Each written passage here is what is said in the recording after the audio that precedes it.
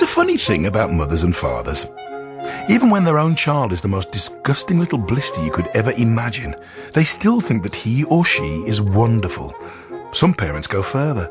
They become so blinded by adoration they manage to convince themselves their child has qualities of genius. Vanessa is a natural musician. Of course, she's playing by ear alone.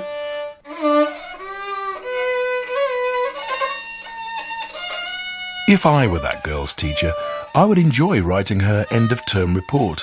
It would go something like this. It is a curious truth that grasshoppers have their hearing organs in the sides of the abdomen.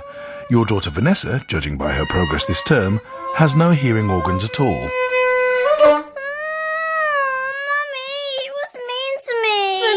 Come here, my angel. Oh, it's all right, my darling.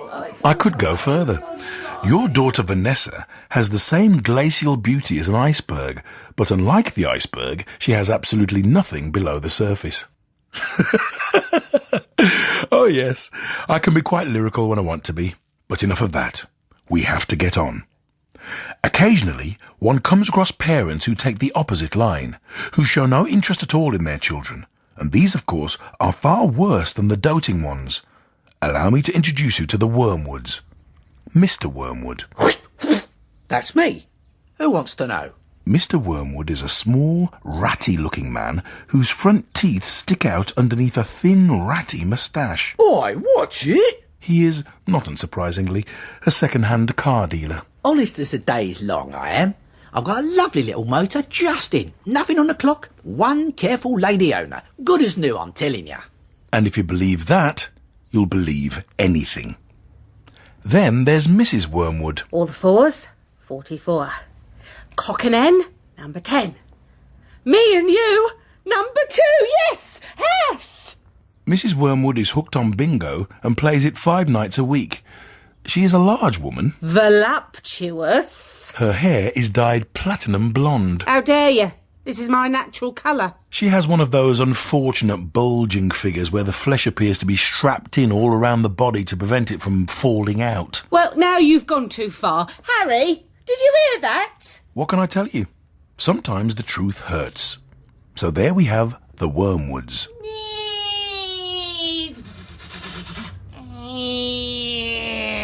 Is there a fly in here? No, it's me. Oh yes, I'd almost forgotten about you.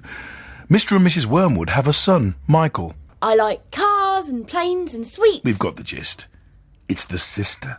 The sister I'm really interested in. Now, the sister is going to make your eyes pop. Matilda. Yes, Matilda. Of course, Matilda. Matilda is not a run-of-the-mill sort of girl. Let me give you some background on Matilda. By the age of 1.5, her speech was perfect, and she knew as many words as most grown-ups. A is for anathema, B is for bastardize, C is for capitulate, D is for daring do. Oh, she's a noisy chatterbox, that one. In my humble opinion, children should be seen and not heard. By the time she was 3, Matilda had taught herself to read. By the age of 4, she could read fast and well, and she began hankering after books. We don't have any books. There's my easy cooking in the kitchen. Which Matilda read from cover to cover and even learnt all the recipes by heart. For devilled eggs, you require 1 dozen eggs, mustard, preferably from Dijon, mayonnaise. Oh, we don't want devil's eggs. We'll have eggs the normal way, thank you very much. Soon, Matilda tires of her recipes and decides that it is time for something more interesting. Daddy, do you think you can buy me a book? A book? What do you want a flaming book for? To read, Daddy. What's wrong with the telly, for heaven's sake? We've got a lovely plasma widescreen. Now you come asking for a book. You're getting spoiled, my girl. Now, it was the case that nearly every weekday afternoon, Matilda was left alone in the house. Her brother, who was older... 5 years older. Please do stop interrupting me, child. Michael was at school. Her father went to work, and did I mention that her mother liked bingo? Peek-a-boo, number 2. Dancing Queen, 17. Yes, I rather think I did, didn't I? Anyway, she played it every afternoon in a town 8 miles away. On the afternoon of the day that her father had refused to buy her a book, Matilda set out by herself to walk to the public library in the village.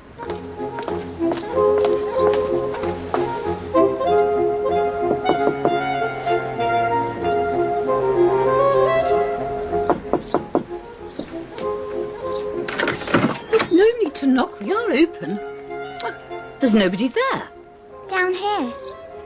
Heavens, you're very small. And you are very tall. Thank you. It is a great advantage in my line of work. I rarely require the assistance of a ladder. Might I ask how old you are, child? I am 4 years and 3 months. And where is your mother? Aylesbury.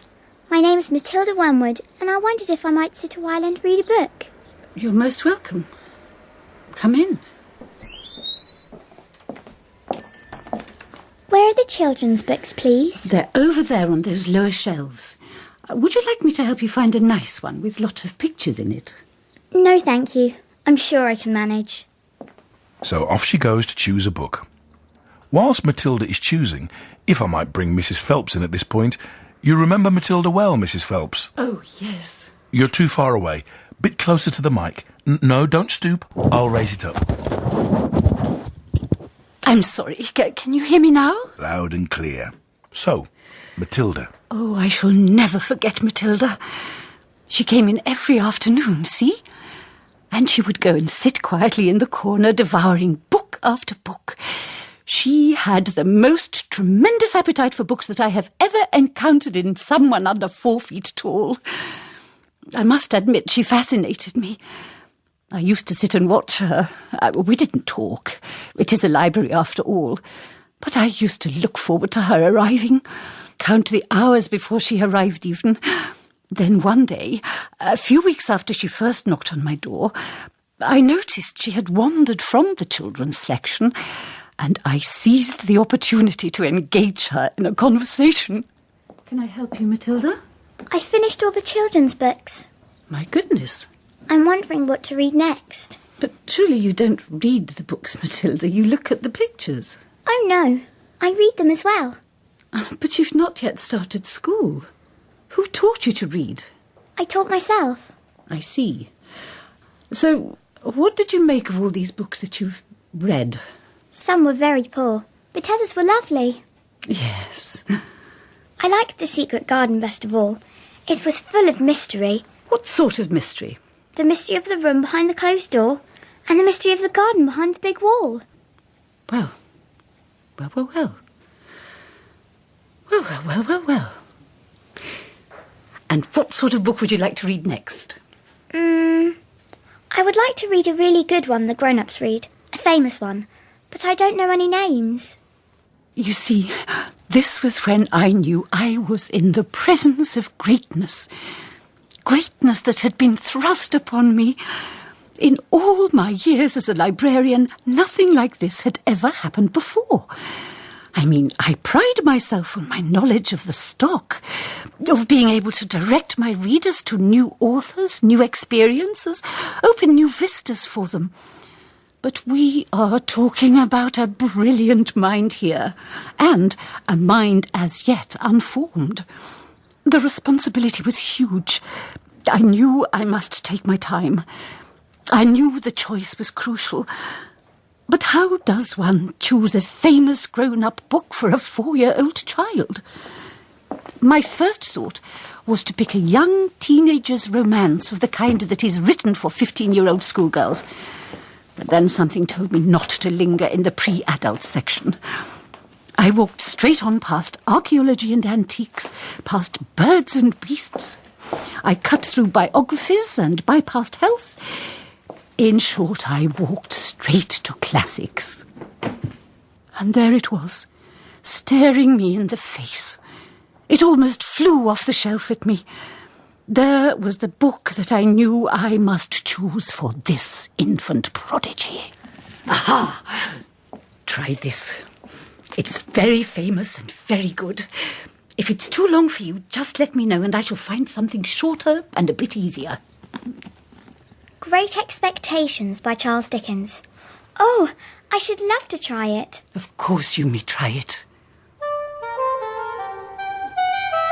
Well, the rational part of my mind told me I was quite mad. The child was only 4 years old, for heaven's sake. But for the next few afternoons I could not take my eyes from her as she sat in the big armchair at the far end of the room with the book on her lap. Excuse me. Do you have the latest Jackie Collins? Shh. No talking, please. But can't you see I'm concentrating? Matilda had to rest it on her lap because it was too heavy for her to hold, which meant she had to sit forward in order to read. It must have been quite uncomfortable for her, but I have never seen such absorption. This little dark-haired creature sitting there with her feet nowhere near touching the floor, totally wrapped up in the wonderful adventures of Pip and old Miss Havisham. It was a cruelty, it really was, to interrupt her each day. It's 5:10, Matilda. 5 more minutes, please, Mrs. Phelps. I shall see you tomorrow, young lady. And tomorrow came, and the next day, and within a week she had finished it. All 411 pages. I loved it. Has Mr. Dickens written any others? A great many. Shall I choose you another? Oh, yes, please. Let me see.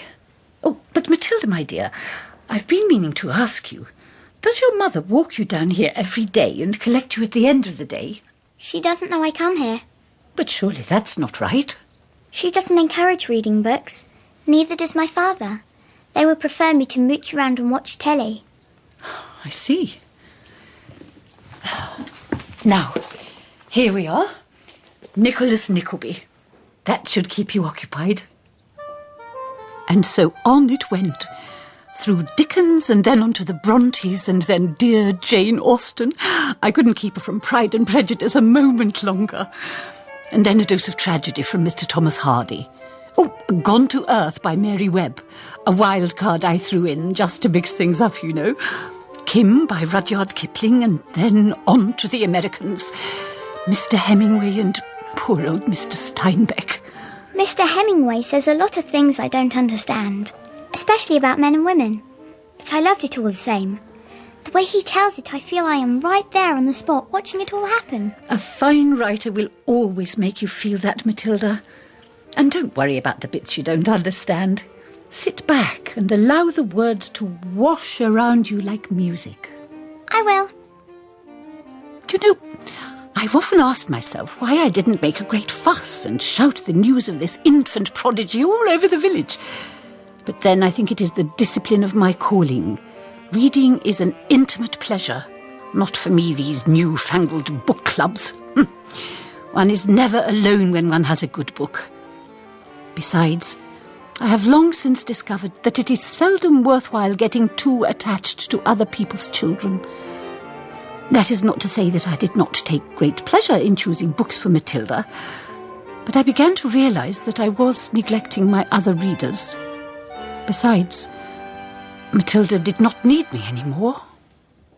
Matilda, did you know that public libraries like this allow you to borrow books and take them home? I didn't know that. Could I do it? Of course. When you have chosen the book you want, bring it to me so I can make a note of it, and it's yours for 2 weeks. You can take more than one if you wish. And so I set her free. Not without regret, but with enormous pride. And I still saw her every 2 weeks. What is it today, Matilda? The Fairy Queen by Edmund Spenser. Ah, poetry. Very good. We are branching out. It's about time. I am 5 next week. And so let our story commence proper. Matilda's small bedroom becomes her reading room. The books transport her into new worlds and introduce her to amazing people who live exciting lives, which is just as well, because the world within her house is a hostile one for our Matilda. Sawdust is one of the great secrets of my success, and it costs me nothing. I don't see how sawdust can help you to sell second-hand cars, Daddy. That's because you're an ignorant little twit. You must be very clever to find a use for something that costs nothing. I wish I could do it. You couldn't. You're too stupid. But Michael, my boy, seeing as you're going to be joining me in the business one day, It's probably about time I taught you a few tricks of the trade, eh, Sonny Jim? What? Put your cars away and eat your tea, Michael. Listen up, lad. What, Daddy? I'd buy a car dirt cheap. The gears are rattling, the clutch is shot, it's virtually a write-off. Then, all I'd do is I mix a lot of sawdust with the oil in the gearbox, and it runs sweet as a nut. This cod and parsley sauce is lovely, missus. You've excelled yourself. Boil in the bag. Good for the brain. Fish. Daddy, how long will the car run like that before it breaks down? About 100 mile. Long enough for the buyer to get a good distance away. But that's dishonest, Daddy. No one ever got rich being honest. Customers are there to be diddled. You listen to me, Michael. Pass me the remote, Matilda. Michael. What?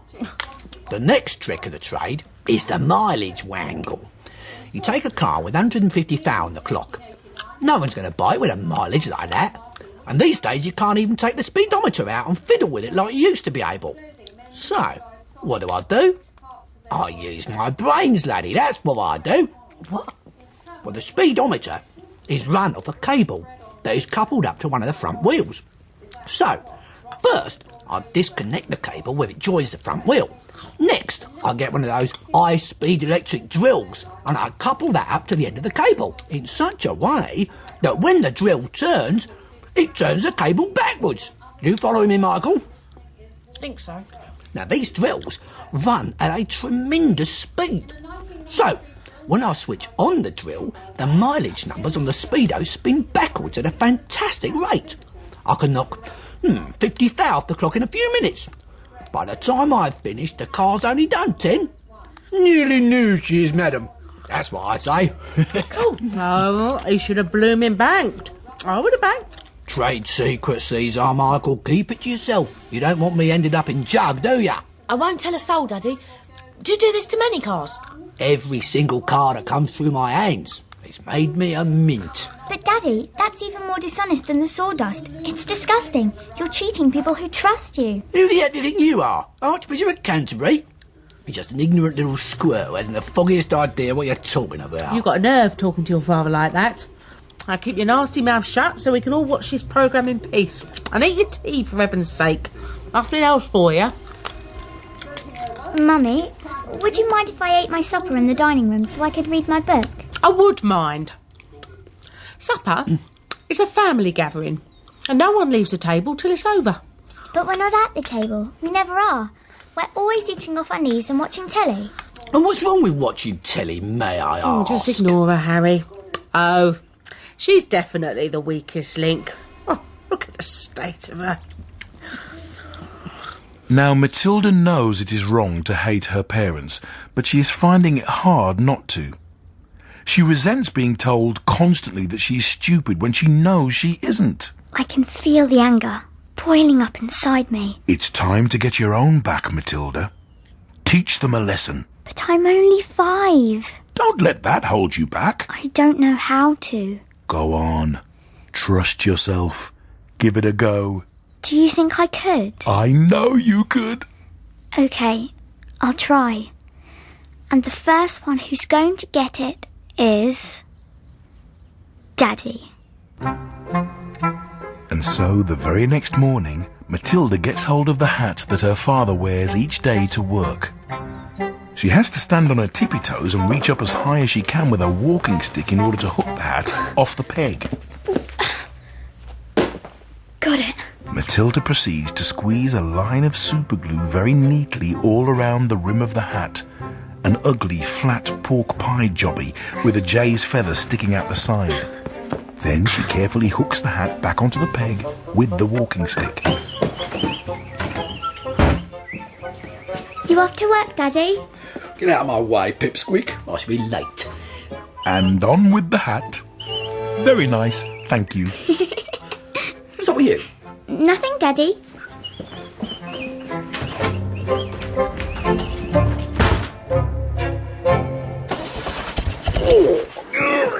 What the... Oh, morning, Mr. Wormwood. Is everything all right? Yeah, fine, absolutely fine. Yeah, great. Tickety-boo. Can you not get your hat off? My hat? No, I'm wearing my hat. I want to wear my hat. There's a nasty draft in here. I'm boiling. You can lose all your body heat through your head. Dangerous business. Now, how are you getting on with the Mazda? Oh, I've changed the number plate and I'm going to spray her a nice gold colour. No one will be any the wiser. Oh, very good, yeah, very good. Are you sure you don't want to take your hat off, Mr. Wormwood? No. I think it gives me the look of George Clooney, don't you? Now, get to work, Nobby. We need to sell this one on fast. Can't let a stolen vehicle hang around. Come on, chop.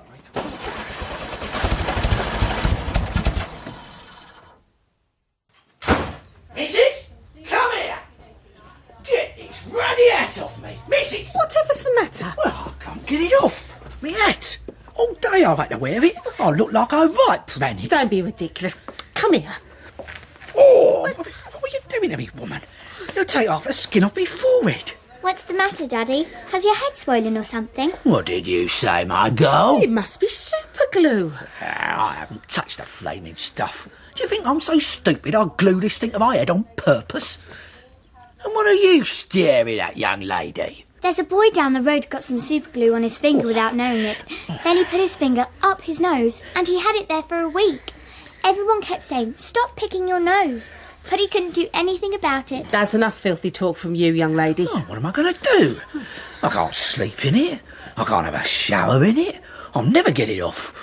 They'll have to bury me in it. There's nothing for it. I'll have to cut it off.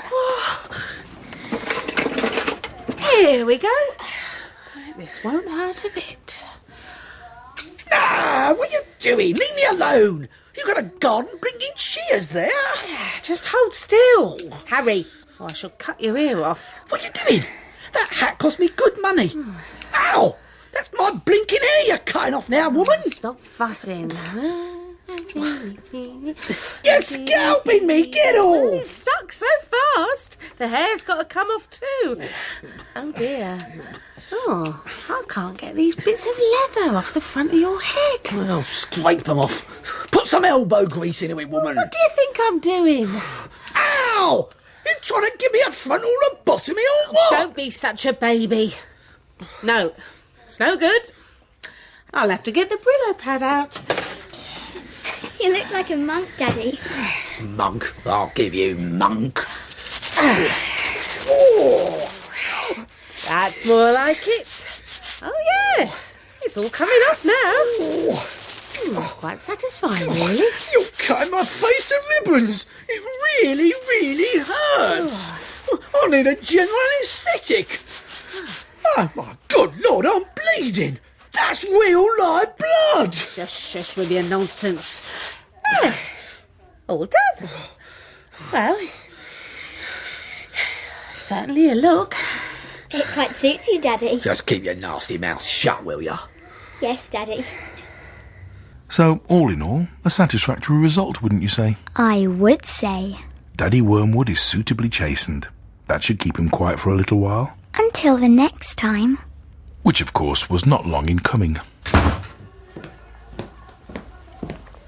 Don't you ever stop reading? Hello, Daddy. Did you have a good day at work? What is this trash? It's not trash, Daddy. It's called Les Miserables by Victor Hugo. He's a French writer. A frog? Well, it's certain to be filth. Doesn't belong in the house. Les Miserables. Well, he'll be a damn sight more miserable when I've finished with him. No, Daddy, please! It's a library book! Stop it! I have to take it back to Mrs. Phelps! Ah, I'm fed up with all this reading. Go and find yourself something useful to do. He just ripped up your book, Matilda. Why are you not crying? Because I'm thinking. I'm hatching a plan. That's my girl. You know the only sensible thing to do when you're attacked is to counterattack.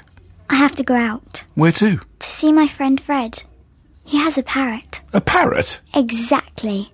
The parrot is all part of my plan. Intriguing. I can't wait.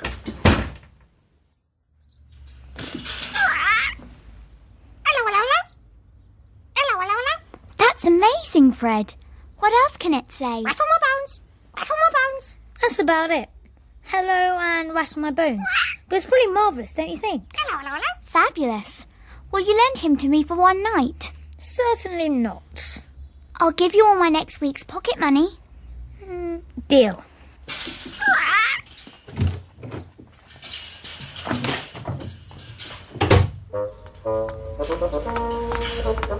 Can I help you with that cage? I can manage. What are you going to do with the parrot, Matilda? I'm putting him up the chimney. Come on. You've got to fit. You see, this is an instance of Matilda's lateral thinking. She's always got something up her sleeve. Shut up, you nut. What next? You must wait till later. I've got a better idea. Let's just fast forward to later. Dinner time. Butterscotch delight. My favourite. What, Harry? Did you hear that? What? I heard something. Shh. Listen. You're all balmy. Oh, switch your telly off, Harry. There's someone in the house. There it is! It's burglars. Oh, they're in the dining room. Oh, Daddy, save us. Go and catch them, Harry. Me? Go and collar them red-handed. Get on with it. They're probably after the silver. Why don't we all go and look together? Come on, then. Come on, Mum. Grab that poker for me, Michael. I need a weapon too. There, you can use your golf club in the hall. I've got my fork. I shall fight him with my bare hands. Let's go. Shh.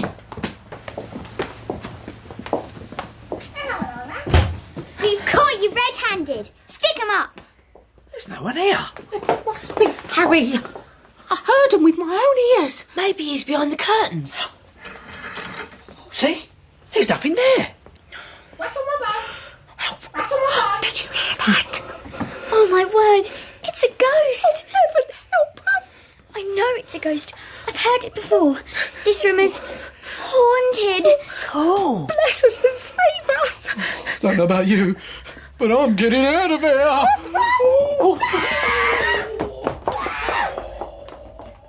Genius! Sheer genius. Didn't I tell you? Thank you.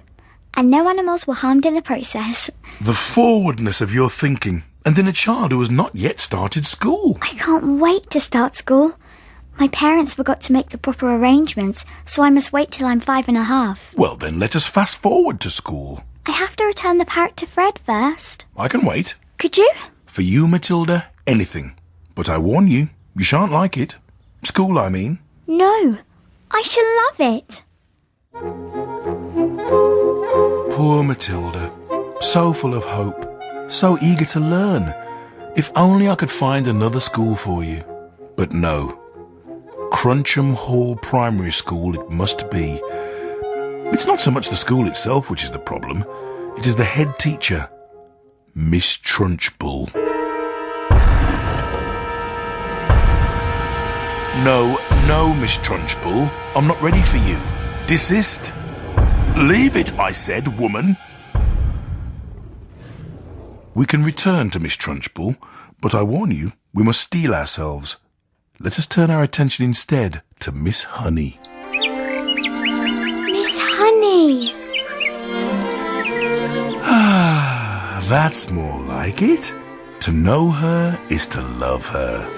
Good morning, Miss Honey. Good morning, children. Miss Honey is a mild and quiet person. No more than 23 or 24. She is, it is true, seldom seen to smile, but there is no doubt that she is possessed of that rare gift. She is adored by every small child under her care, and she is, how it gladdens my heart to say it, Matilda's form teacher. Oh, come in if you must. Here, ladies and gentlemen, is the gigantic holy terror that is Miss Trunchbull, and she is, how it saddens my heart to say it, Matilda's headmistress. Miss Trunchbull. Miss Trunchbull is a fierce, tyrannical monster who frightens the life out of teachers and pupils alike. Miss Trunchbull never walks. She marches like a stormtrooper down the corridors. You can hear her snorting as she comes. If a group of children happen to be in her path, she ploughs through them like a tank. Get out of my way, stinkers!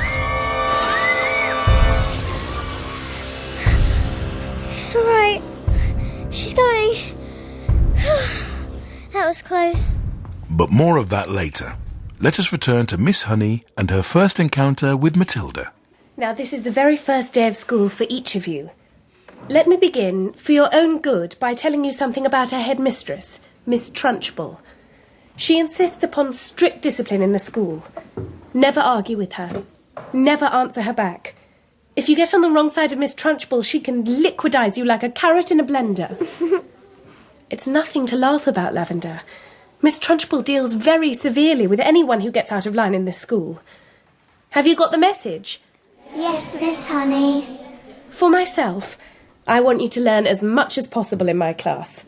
There is nothing better in the world than learning. But it will also help you when Miss Trunchbull comes to visit. For example, by the end of this week, I hope you know your 2 times table by heart. Now, do any of you happen to have learned this already? Yes, Miss Honey. Wonderful. Matilda, is it? Please stand up and recite as much as you can. 1 2 is 2, 2 2s are 4, 3 2s are 6. Now, you probably 4 know 2s are Matilda 8, well enough to know 12 that she didn't 2s are stop at 12. 24, 14 2s are 28, 15 2s are 30. Wait, child. How far can you go? Quite far, I think. 2 times 28? 56. 2 times 487? 974. Oh, my. That is splendid, Matilda. Do you know any of your other multiplication tables? Yes, miss. Do you know up to your 12 times table? Yes, Miss Honey. What are 12 sevens? 84. Well, class, Matilda is a very lucky girl. She has wonderful parents who have already taught her to multiply lots of numbers. Oh, no, Miss Honey. I taught myself. How could you do that, Matilda? I'm not really sure. What is 14 multiplied by 19? 266.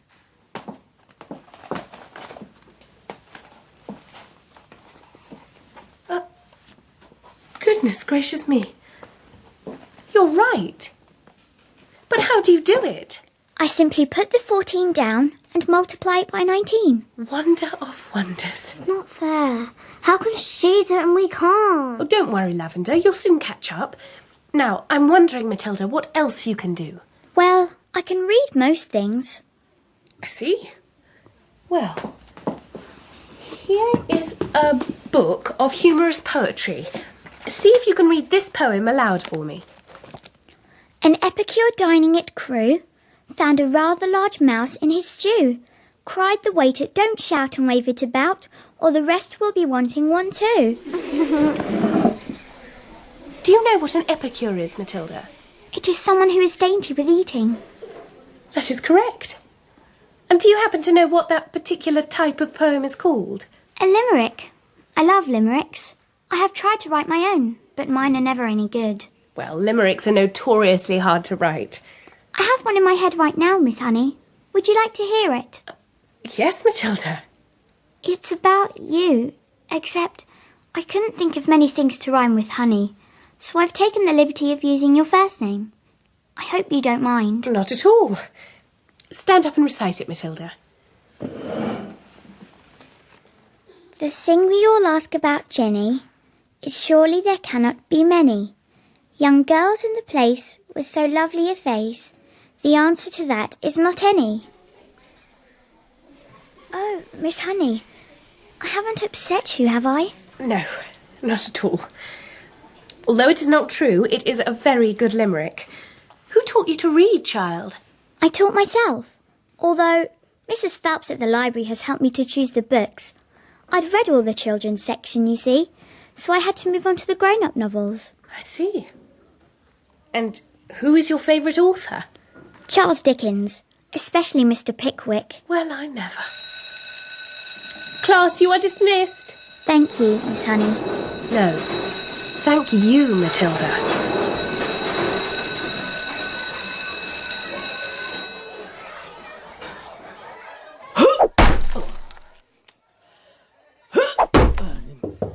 Miss Trunchbull? blazes is it? Oh, mind out, woman. Target practice. Dart damn nearly got you in the eye. I'm sorry to disturb you. Well, show yourself, honey. What did you want? You're looking very flushed and flustered this morning. What's the matter with you? Have those little stinkers been flicking spitballs at you? No, headmistress, nothing like that. Bullseye! Raging thirst. Well then, what is it? Get on with it. I'm a busy woman. There is a little girl in my class called Matilda Wormwood. Daughter of the man who owns Wormwood Motors in the village. Excellent fellow, Wormwood. I was in there only yesterday. He sold me a car. Almost new. Yes, only done 10,000 miles, one careful lady owner. A terrific bargain. Yes, I like Wormwood. Real pillar of our society. He told me the daughter was a bad lot, though. He said to watch her. He said if anything bad ever happened in the school, it was certain to be his daughter who did it. I haven't met the little brat yet, but she'll know about it when I do. Her father says she's a real wart. Oh, no, headmistress, that can't be right. Oh, yes, Miss Honey. Darn well is right. In fact, now I come to think of it, I'll bet it was she who put that stink bomb under my desk first thing this morning. Place stank like a sewer. What's she look like? Nasty little worm, I'll be bound. No, she's a sweet... I have discovered, Miss Honey, during my long career as a teacher, that a bad girl is a far more dangerous creature than a bad boy. What's more, they're much harder to squash. Squashing a bad girl is like trying to squash a blue bottle. You bang down on it and the darn thing isn't there. Nasty, dirty little things little girls are. Glad I was never one. Oh, but you must have been a little girl once, headmistress. Surely you were. Not for long, anyway. OK, I'll pause it there for a mo. Are you getting the idea with Miss Trunchbull, folks? Off her rocker. Balmy as a bedbug. But on this occasion, Miss Honey is not going to be browbeaten. Cue the applause. I must tell you, headmistress, that you are completely mistaken about Matilda putting a stink bomb under your desk. Well said, Miss Honey. I am never mistaken, Miss Honey! But, headmistress, the child only arrived in school this morning and came straight to the classroom. Miss Trunchbull! Double top! Don't argue with me, for heaven's sake, woman. This little brute Matilda, or whatever her name is, has stink-bombed my study. There is no doubt about it. And thank you for suggesting it. But I didn't suggest it. Of course you did. Now, what is it you want, Miss Honey? Why are you wasting my time? I came to talk to you about Matilda, headmistress. That's it, girl. Stick to your guns. I have extraordinary things to report about the child. May I please tell you what happened in class just now? I suppose she set fire to your skirt and scorched your knickers. No. Matilda is a genius. A genius? What piffle is this you are talking, madam? You must be out of your mind. I have her father's word for it that the child's a gangster. The father is wrong. Don't be a twerp. You have met the little beast for only half an hour and her father has known the girl all her life. But she can read. So can I. It is my opinion that Matilda should be taken out of my form and placed immediately in the top form with the 11-year-olds. Can't handle her, can you? Want to palm her off on another teacher? No. Not another word. I can see right through your plot, madam. Great Scott, I'm not having some little 5-year-old brigand sitting with the senior girls and boys in the top form. Who ever heard of such a thing? Very well. It's up to you, headmistress. Off you go. Go on. Don't be disheartened. You did your best, Miss Honey. I'm going to do something for this child. That's the spirit. I don't know what it will be, but I shall find a way to help her in the end.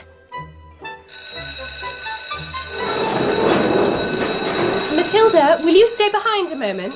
What is it, Miss Honey?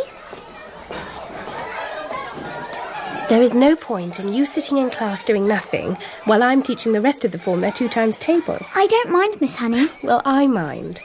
I've decided that during each lesson I shall give you one of these textbooks to study. At the end of the lesson, you can come up to me with your questions if you have any, and I shall try to help you. How does that sound? That sounds good. I'm sure we'll be able to get you moved into a much higher form later on, but for the moment, the headmistress wishes you to stay where you are. Thank you so much, Miss Honey. What a nice child she is.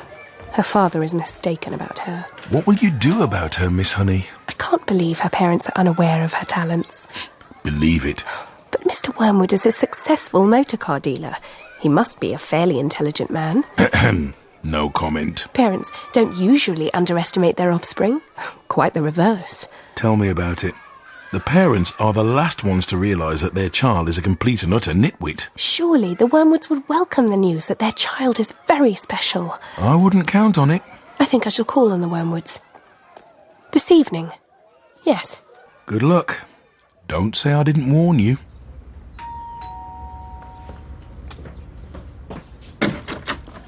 Yes? If you're selling raffle tickets, I don't want any. I'm not... No. I'm Matilda's teacher at school, and it is important that I have a word with you and your wife. Got into trouble already, has she? Well, she's your responsibility from now on. You'll have to deal with her. She's not in any trouble. I've come with great news about her. Quite startling news. If I might come in. Well, this is very inconvenient. We're right in the middle of watching one of our favourite programmes. Can you come back another time? Mr. Wormwood, if you think some rotten TV programme is more important than your daughter's future, then you ought not to be a parent. Why don't you switch the darn thing off and listen to me? Oh, very well then. Let's get it over with.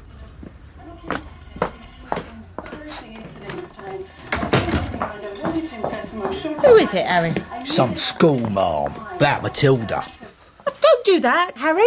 Ainsley's about to blow torches brulee. Yeah, you can watch it with a sound down. Mrs. Wormwood, I'm Jennifer Honey. This was your daughter's first day at school. Is that all you come to tell us?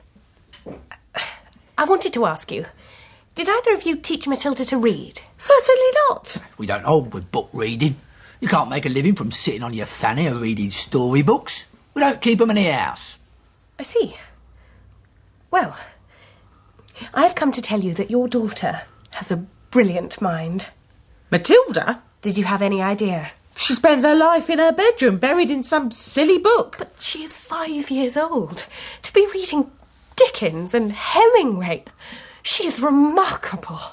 I am not in favour of clever girls. A girl should think about making herself look attractive so she can get a good husband later on. Looks is more important than books, Miss Hunky. Honey. Look at me and look at you. You chose books. I chose looks. I'm sorry. I'm sitting pretty in a nice house with a successful businessman, and you're left slaving away teaching a lot of nasty children the ABC. Quite right, Sugar Plum. I haven't told you all of it.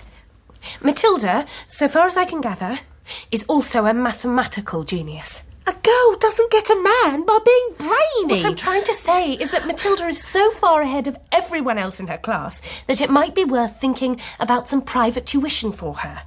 I seriously believe that she could be at university standard in a few years. University? Who on earth wants to go to university? All they learn there is bad habits. That is not true. If you had a heart attack this minute, you would want a doctor. If you got sued for selling someone a rotten second-hand car, you would want a lawyer. Both of these are university graduates. How dare you suggest that there is anything illegal about Do my not business? despise clever people, Mr. Wormwood. But I can see you are not going to agree. I'll show you out, Miss, Hanky. Or is it, Chunk? It is neither, but let it go. Well, things are looking pretty grim for Matilda.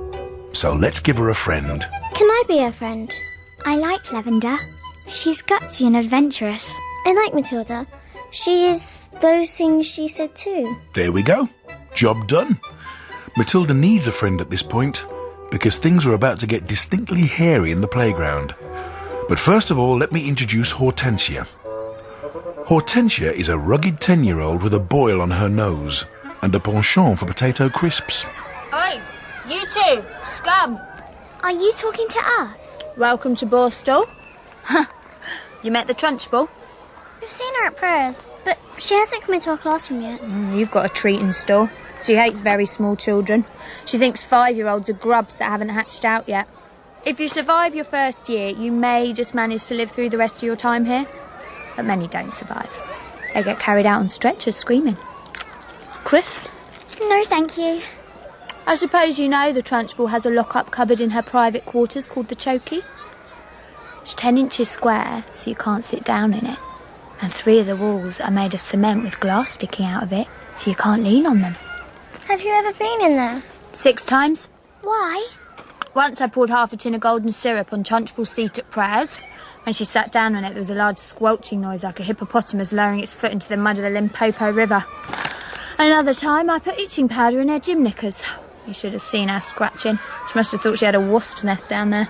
You're very brave. It's war. It's us against the Trunchbull. She's the Prince of Darkness. It's a tough life.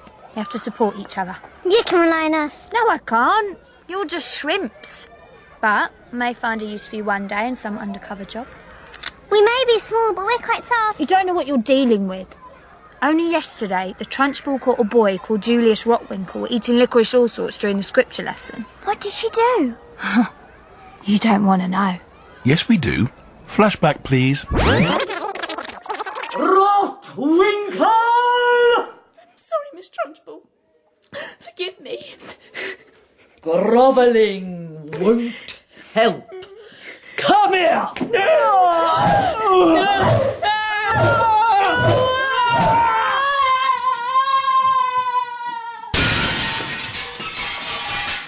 From now on, anyone caught eating goes straight out the window. You should know the Trunchbull once threw the hammer for Britain in the Olympics. The Trunchbull will throw anything around just to keep her arm in. Especially children. Good heavens. Aye, aye, hold on to your hats. Amanda Thrip! Thrip! Come here! Who's Amanda Thrip? The one with the pigtails. Idiot. If there's one thing Trunchbull can't stand, it's pigtails. Yes, Miss Trunchbull. I want those filthy pigtails off before you come back to school tomorrow. You understand?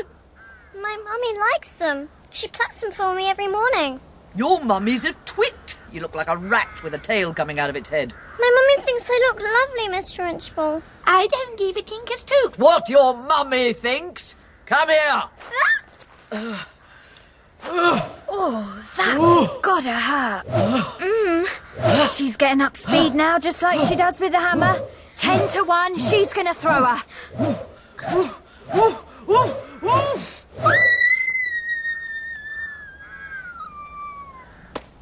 Yep, told ya. Well thrown, sir. Thank you very much.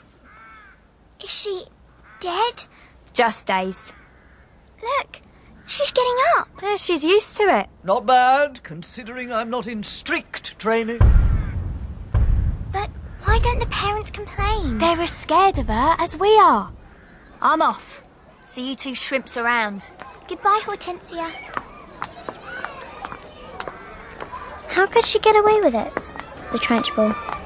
My daddy would kick up a terrific stink if the headmistress grabbed me by the hair and slung me over the playground fence. No, he wouldn't. And I'll tell you why. He simply wouldn't believe you. Of course he would. He wouldn't. And the reason is obvious. Your story would sound too ridiculous to be believed. And that is the Trunchbull's great secret. What is? Never do anything by halves if you want to get away with it. Take it from me. No parent is going to believe this pigtail story. Not in a million years. Mine wouldn't. They'd call me a liar. Do you think she's mad, the Trunchbull? No, I don't think she's mad. But she's very, very dangerous. So you're getting the measure of the Trunchbull, are you? She is squaring up to be Matilda's greatest adversary. But our Matilda is not ready to face her, not yet. For now she must watch and learn, gather her strength. She must know her opponent inside and out. Fast forward to the very next day. Assembly. 250 boys and girls captive in the school hall. Enter Miss Trunchbull, carrying a riding crop. Hell's bells. She looks cross. Where is Bruce Bogtrotter? Come up here, boy, and look smart about it.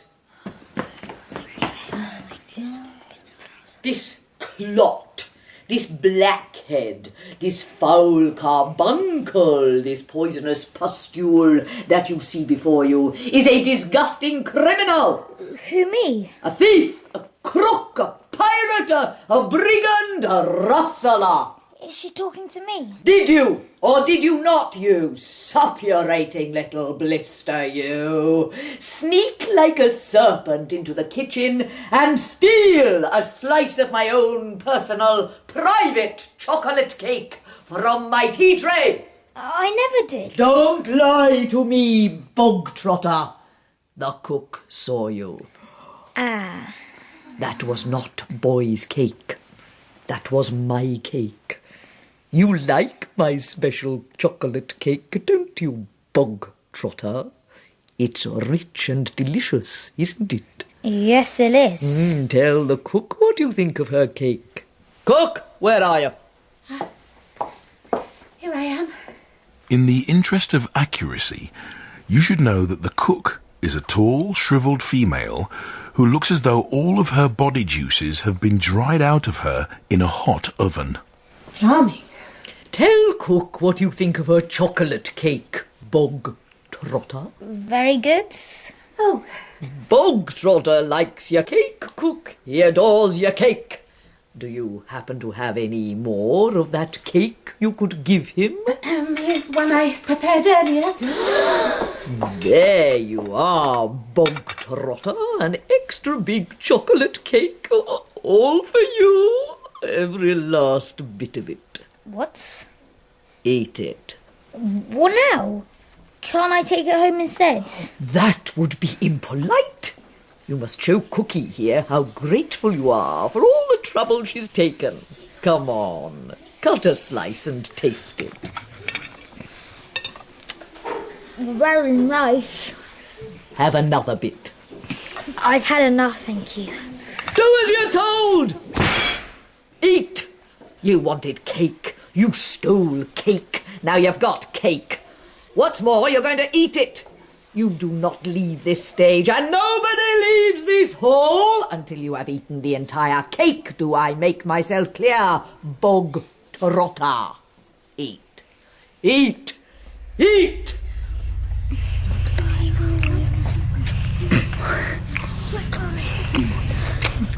Do you think he can do it? No way, he'll be sick. It's rather dry. The cheek of it. My cakes are never dry. Eat faster, boy. Eat. Don't stop, or straight to the chokey with you. That's it. He's had it. No, look. He's taking another piece. He looks a bit green, doesn't he? He's going to throw up. No, he's not. He's okay. I'm okay. Give me another slice. Coming up. I don't believe it. That's his fourth slice. He's getting into a stride.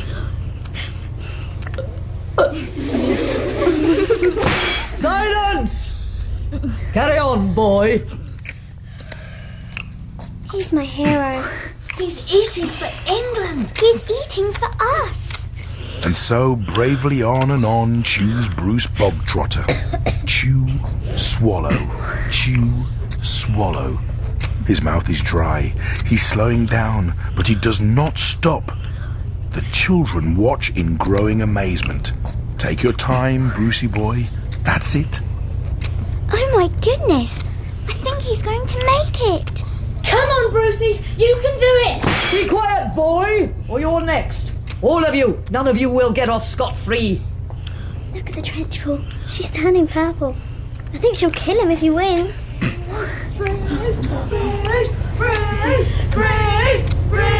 Stop it! What's this? Anarchy? I will not have anarchy! Not in my school! Stop it at once! Go on, Brucey. Polish it off. That's the last slice. He's done it. He's eaten a lot. Luminora.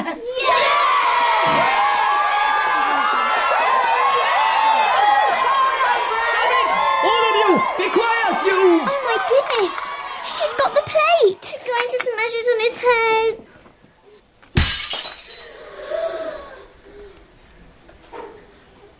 I'm all right. I'm fine. Thumbs up.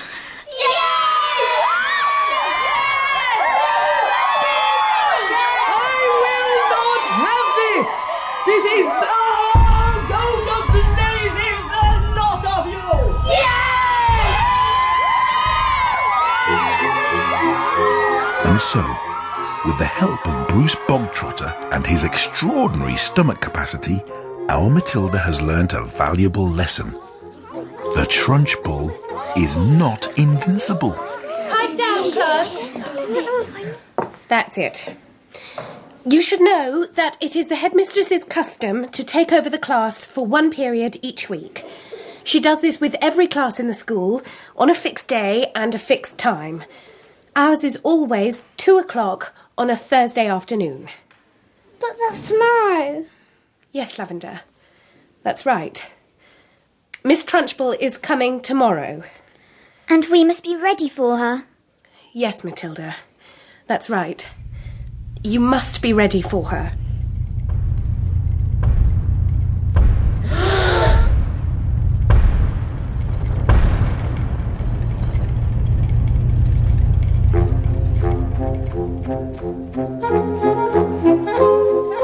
In Matilda by Roald Dahl, dramatised by Charlotte Jones and narrated by Lenny Henry, Matilda was played by Lauren Moat, Mr. Wormwood by John Biggins, Mrs. Wormwood by Claire Rushbrook, and Miss Trunchbull by Nicola McAuliffe. Miss Honey was played by Emerald O'Hanrahan, Mrs. Phelps by Kate Layden, Nobby by Rhys Jennings, Michael by Ryan Watson, and Lavender by Sinead Michael. Hortensia was played by Lizzie Watts, Bruce Bogtrotter by Joshua Swinney, and Matilda's class was recorded at Coptal School, North London. The director was Claire Grove.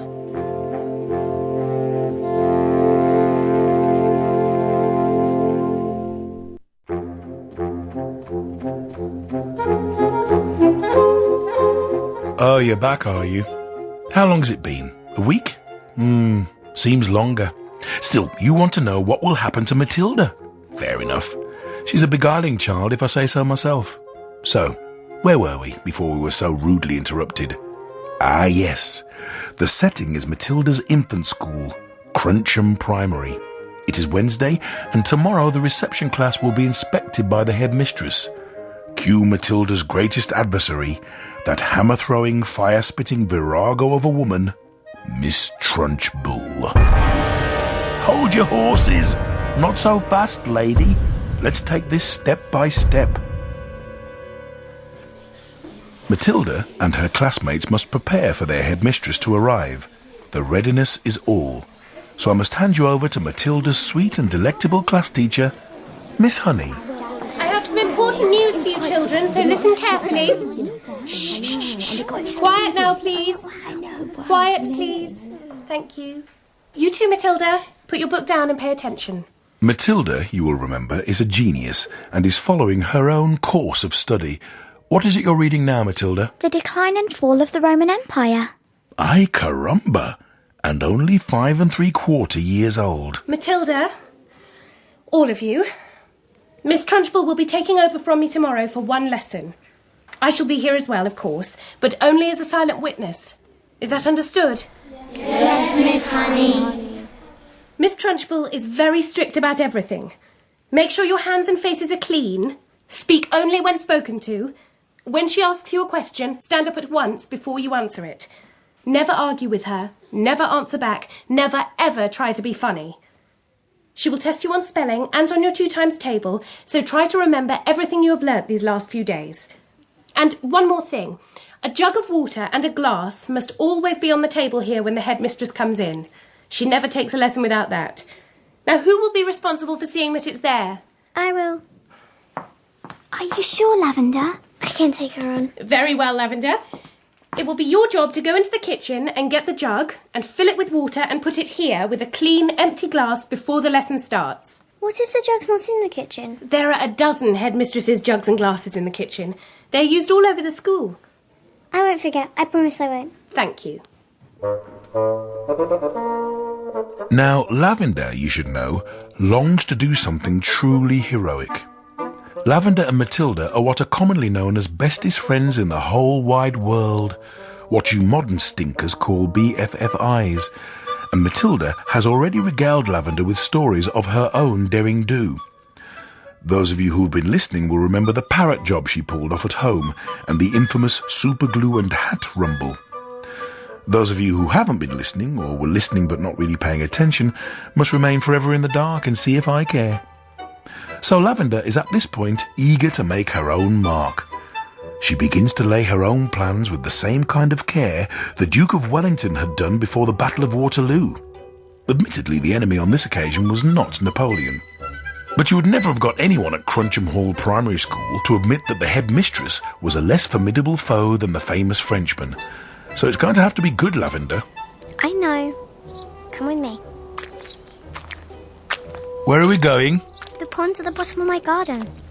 This wilderness is your garden? We've had a lot of rain lately. So, we're here at the bottom of Lavender's garden, where her pond is the home to a colony of newts. Stop talking like that. Sorry, I was carried away in the moment. I have a particular fondness for newts, you see. The newt is not often seen by ordinary people because it is a shy and murky creature.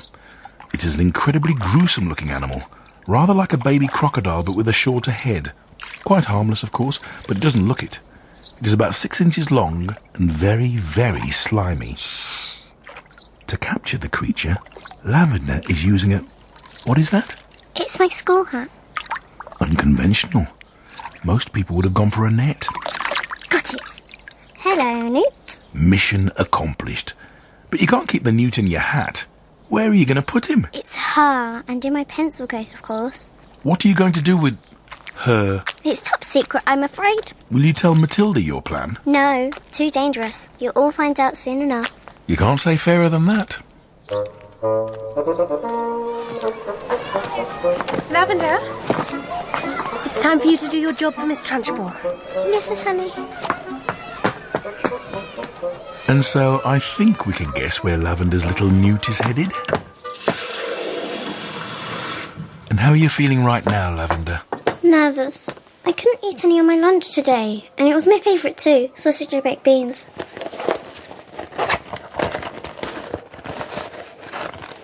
Come on, Newty, in you go. No, oh, no, come in, no! Oh, gotcha! I think I'll put a little bit of pondweed in there, just to make her feel at home. Very good. Now I must leave it on Miss Honey's desk for the headmistress.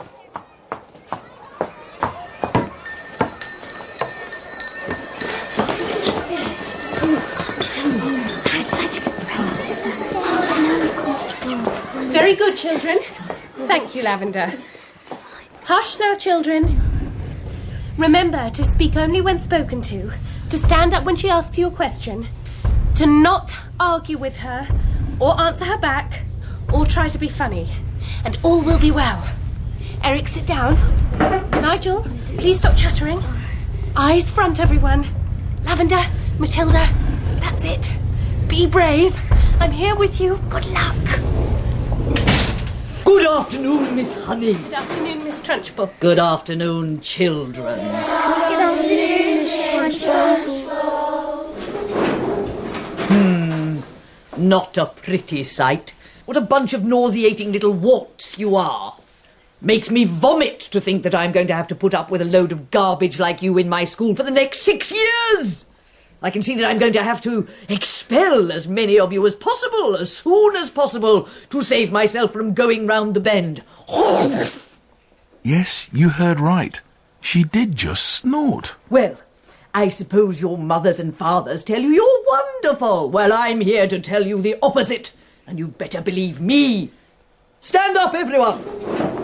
Now, put your hands out in front of you, and as I walk past, I want you to turn them over so I can see if they are clean on both sides.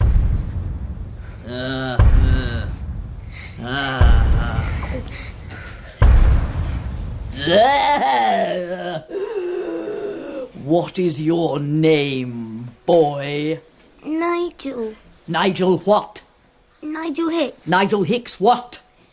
That's it. Unless you want my middle names as well. Horatio, Alfred, Winston, Daniel, Robert, Joshua... I do not want your middle names, you blister. What is my name? Miss Trunchbull. Then use it when you address me. Your hands are filthy. When did you last wash them? Let me think. That's rather difficult to remember, Miss Trunchbull. It could have been yesterday, or it could have been the day before. I knew it! I knew it! As soon as I saw you, that you were nothing but a piece of filth. What's your father's job, a sewage worker? He's a doctor, and a jolly good one. He says we're all so covered with bugs anyway that a bit of extra dirt never hurts anyone. Whew, well, I'm glad he's not my doctor. Why is there a baked bean on your shirt? We had them for lunch. You are disgusting. You're a walking germ factory. I don't wish to see any more of you today. Go and stand in the corner, on one leg, with your face to the wall. Now, stay on one leg, boy, while I test you on your spelling. And don't turn round when you talk to me. Keep your nasty face to the wall. Now then, spell right. Which one? The thing you do with a pen, or the one that means the opposite of wrong? The one with the pen, you little fool. W-R-I-T-E. Well, I suppose you got it right. Spelled R-I-G-H-T. Don't be insolent, scruffball. What else can you spell? Miss Honey taught us how to spell a new, very long word yesterday. And what new long word was that? Difficulty. Everyone in the class can spell difficulty now. What nonsense. You're not supposed to learn new long words like that till you're 8 or 9. Test someone. Test anyone you like. You! Yes, you, girl with the unsightly buck teeth. Prudence. Spell difficulty. D-I-F-F-I-C-U-L-T-Y, Miss Trunchbull. T-L-Y. Well, yes. We must have wasted a whole lesson drumming that into these ignorant little blisters, Miss Honey. No, she didn't. She taught us in 3 minutes, Miss Trunchbull. Impossible. Miss Honey gives us a little song about each word, and we all sing it together, and we learn to spell it in no time. Would you like to hear the song about difficulty? Oh, I should be absolutely fascinated. Mrs. D, Mrs. I, Mrs. F, F-I, Mrs. C, Mrs. U, Mrs. L-T-Y. How perfectly ridiculous. And why are all these women married? Mrs. D, Mrs. I won't have it, Miss Honey. You're not meant to teach poetry when you're teaching spelling. But it does teach them some of the harder words wonderfully well. Don't argue with me, Miss Honey. Just do as you're told. Now, I shall test the rest of the class on their multiplication tables. You, boy with a disgusting glut of hair. Rupert. What is 2 7s? 16. No, it's 18. I meant 18. You ignorant little slug. You witless weed. You empty-headed hamster. You glob of glue. No, please, Miss Trunchbull. Rupert, you should know, has a marvellous head of golden-coloured hair. His mother thinks it beautiful and takes a delight in allowing it to grow extra long. You're hurting me. Now, Miss Trunchbull has a great dislike for long hair in boys, so yes, at this very moment, she has Rupert's long golden tresses in her hand, and she is holding the helpless boy aloft. That is probably why he is yelling like a stuck pig. Keep still, you squirming worm! 2 7s are 14. 2 7s are 14. What are they? Miss Trunchbull, please let him down. All his hair might come out. Hurry up, boy, or I'll start jerking you up and down, and then your hair really will come out, and we'll have enough to stuff a sofa. 2 7s are 14. No. Get up and stop whimpering. She must have worked up a thirst by now. What? Silence! You should know I don't like small people. Small people should never be seen by anybody. They should be kept out of sight in boxes like hairpins and buttons. I cannot for the life of me see why children have to take so long to grow up. But surely you were a small person once, weren't you, Miss Trunchbull? I was never a small person. I have been large all my life. But you must have started out as a baby. Me?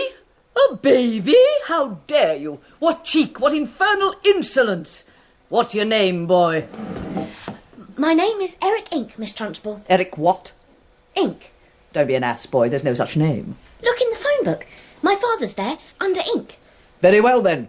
You may be ink, young man, but you are by no means indelible. Ah, I'll very soon rub you out if you start getting clever with me. Spell what?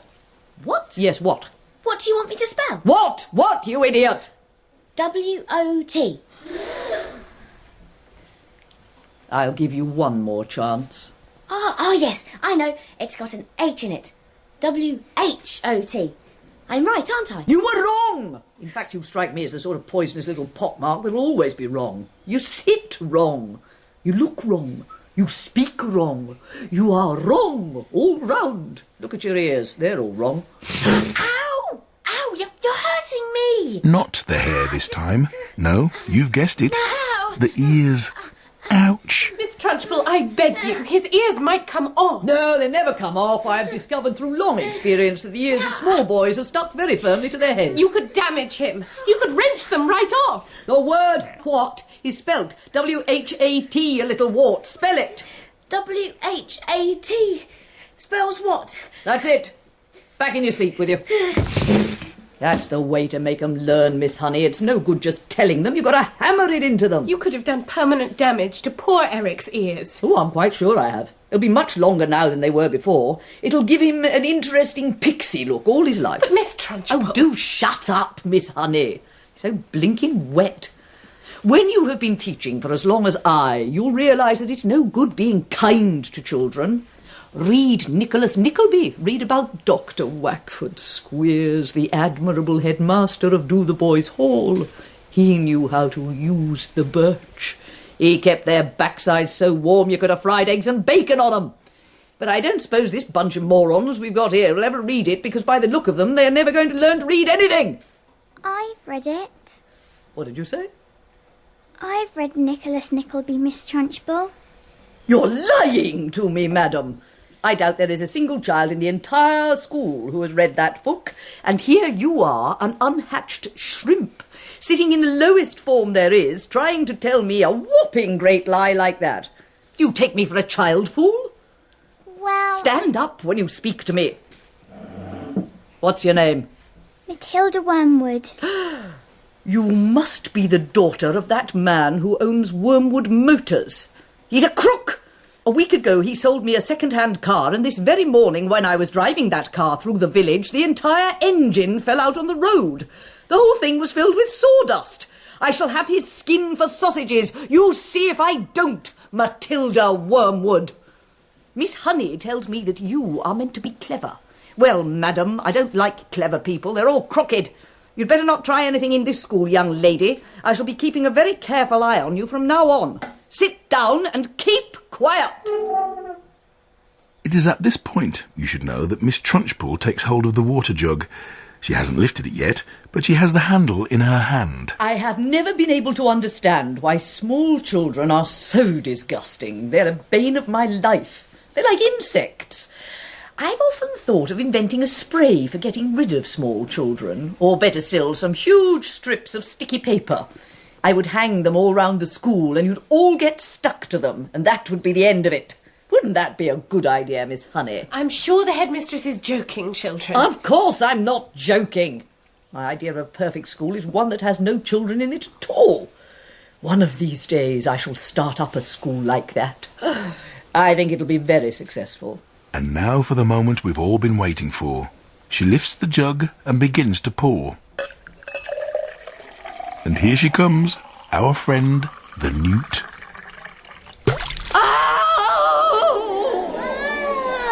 What is it? It's disgusting. Yuck!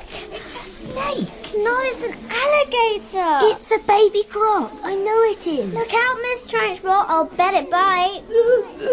Look at Miss Trunchbull. My, Miss Trunchbull is quivering in fright. It is true. She is quivering like a blancmange. It is a fact that Miss Trunchbull has never seen a newt before. Natural history is not her strong point. She has no idea what it is. She doesn't like it. She doesn't like it one bit. And one thing's for sure. Someone must pay for this. Matilda! Stand up! Who? Me? Stand up, you disgusting little cockroach. I haven't done anything, Miss Trunchbull. Honestly, I haven't. I've never seen that slimy thing before. Stand up at once, you filthy maggot. You are a vile, repulsive, repellent, malicious little brute. You are not fit to be in this school. You ought to be behind bars. I shall have the prefects chase you down the corridor with hockey sticks. I shall have the staff escort you home under armed guard. And then I shall make absolutely sure that you are sent to a reformatory for delinquent girls for the minimum of 40 years. The Trunchbull's face has taken on a boiled colour, and there are little flecks of froth around her mouth. She is mad. But she's not the only one. I didn't do it! Oh, yes, you did! You are finished in this school, young lady. You are finished everywhere. I shall personally see to it that you're put away in a place where not even the crows can land their droppings on you. You'll probably never see the light of day again. I'm telling you, I didn't do it! I've never seen a creature like that in my life! You put a crocodile in my drinking water. There is no worse crime in the world against a headmistress. But I'm telling you! I am telling you to shut up. If you don't shut up and sit down at once, I shall remove my belt and let you have it with the buckle end. Matilda sits down, but she can feel herself getting angrier and angrier, so unbearably angry that something is bound to explode inside her very soon. I hate her. I would like to take that glass and that newt and tip it all over her head. That's my girl. Oh my, I feel quite peculiar. What's happening to me? What is it, Matilda? Something's happening to my eyes. Come again? It's like there's a kind of electricity in my eyes, a power. Did you see that? What? A flash of lightning out of my eye. My eyeballs are hot. I feel like if I just stare at that glass, if I just concentrate... Yes? I can tip it. I will tip it over. If I can just push it with my eyes, with the power in my eyes, I can... Yes! It's a miracle!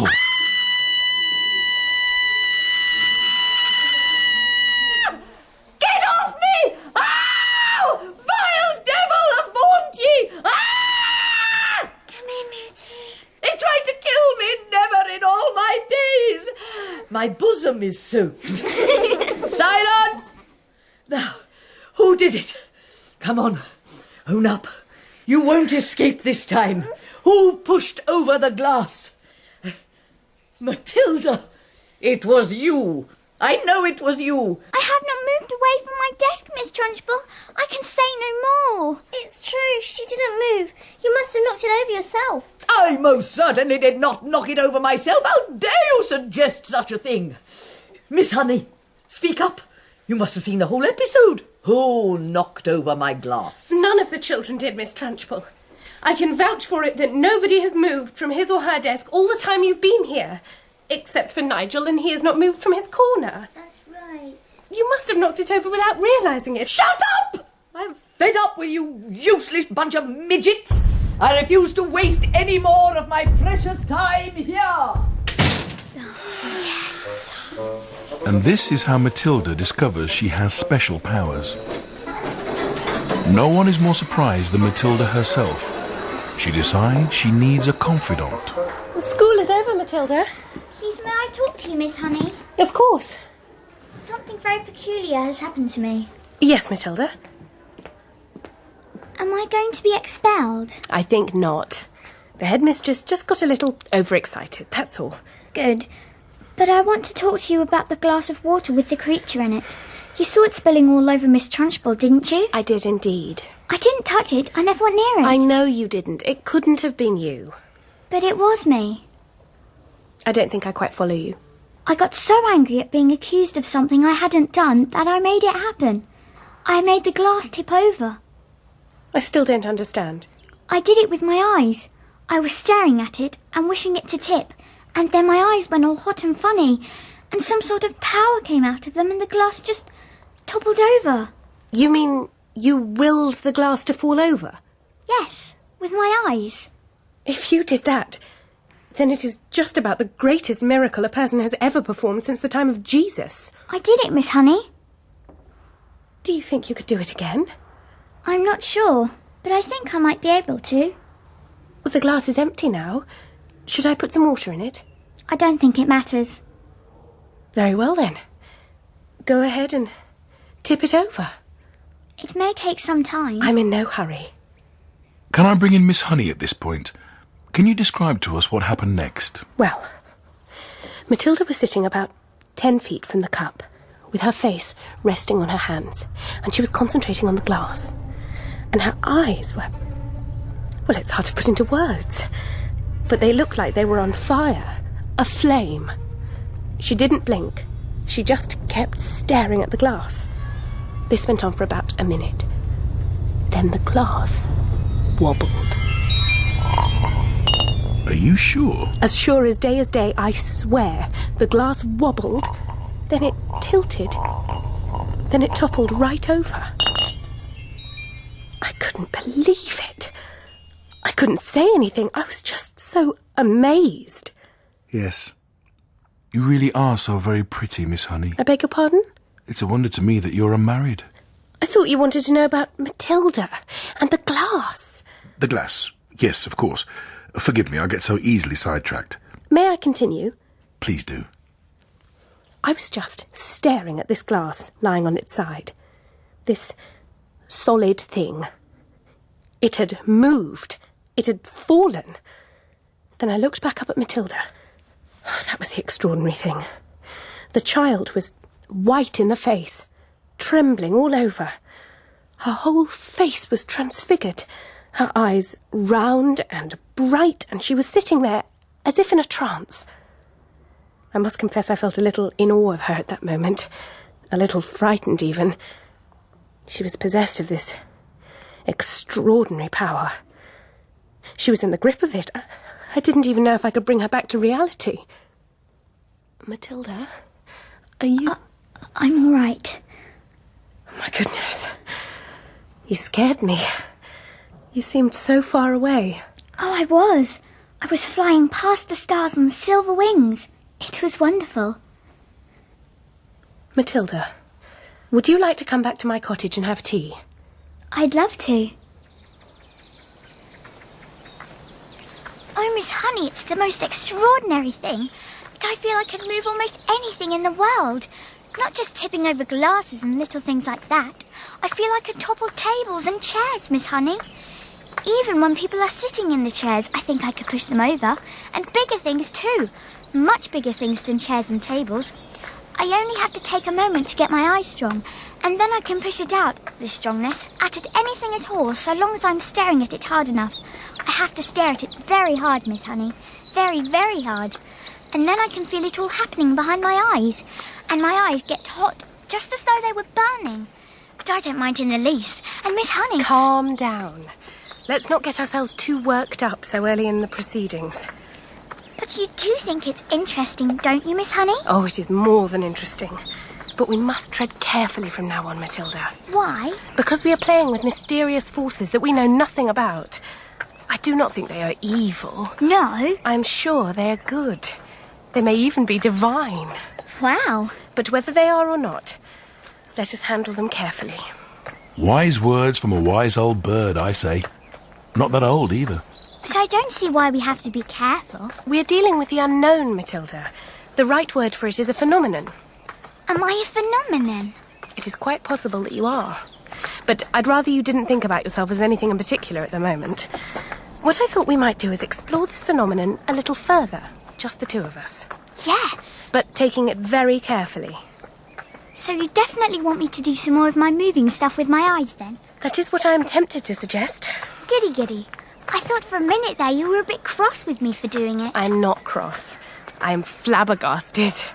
I'm just trying to find a rational explanation for it. And have you found one? It may be something to do with the fact that you are exceptionally precocious. What exactly does that word mean? A precocious child is one that shows amazing intelligence early on. You are an unbelievably precocious child. Am I really? Well, of course you are. You must be aware of that, with your skills at reading and mathematics. I suppose you're right. Oh, dear Matilda. I can't help wondering whether this sudden ability that has come to you, of being able to move an object without touching it, whether it might not have something to do with your brain power. You mean there might not be enough room in my head for all those brains, so something has to push out? That's not quite what I mean. But whatever happens, and I say it again, we must tread carefully from now on. I've not forgotten that strange and distant glimmer on your face after you tipped over that last glass. Do you think doing it could hurt me, Miss Honey? It made you feel pretty peculiar, didn't it? It made me feel lovely, like I was flying. And shall I tell you something else, Miss Honey? It was easier this time. Much, much easier. I think it's like anything else. The more you practice it, the easier it gets. This way. My humble abode. Oh. It's just a farm labourer's cottage. You mustn't expect too much of it. Oh no, it's very nice. Do you live here by yourself? Very much so.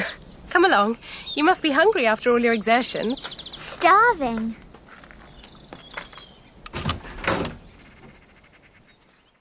So you don't have running water, Miss Honey? I collect my water from the well. But how do you get enough water for a bath? I don't take a bath. I wash standing up. I get a bucket full of water and I heat it on this little stove and I strip and wash myself all over. Oh, don't look so sad, Matilda. It's really not that bad. Every poor person in England used to wash that way until not so very long ago, and they didn't have a primus. They had to heat the water over the fire in the hearth. Are you very poor, Miss Honey?